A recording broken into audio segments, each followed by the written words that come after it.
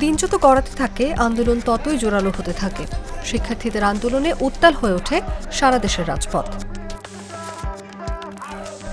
14 জুলাই শিক্ষার্থীরা রাজধানীতে অবরোধ সহ মিছিল বের করে।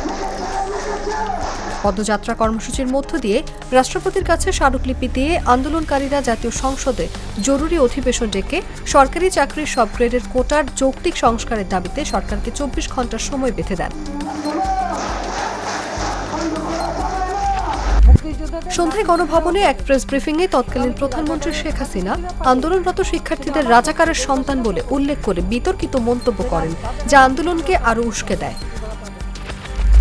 পরে মধ্যরাতে সরকারি চাকরিতে কোটা ব্যবস্থা সংস্কারের দাবিতে আন্দোলনকারীদের অবমাননা করা হয়েছে দাবি করে ঢাকা বিশ্ববিদ্যালয় ক্যাম্পাসে বিক্ষোভ করেন শিক্ষার্থীরা।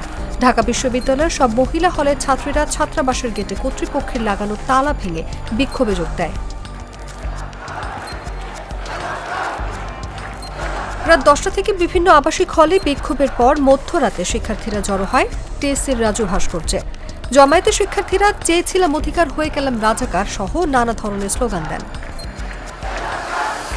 এদিকে চট্টগ্রাম বিশ্ববিদ্যালয়ের শিক্ষার্থীরা বিক্ষোভ শুরু করলে হামলা চালায় ছাত্রলীগ। মিছিল হয় জাহাঙ্গীরনগর ও জগন্নাথ বিশ্ববিদ্যালয়ে।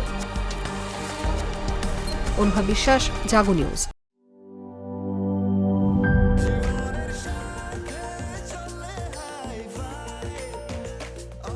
স্বাস্থ্যকর অল টাইম, সব সময় অল টাইম হেলদি লাইফ।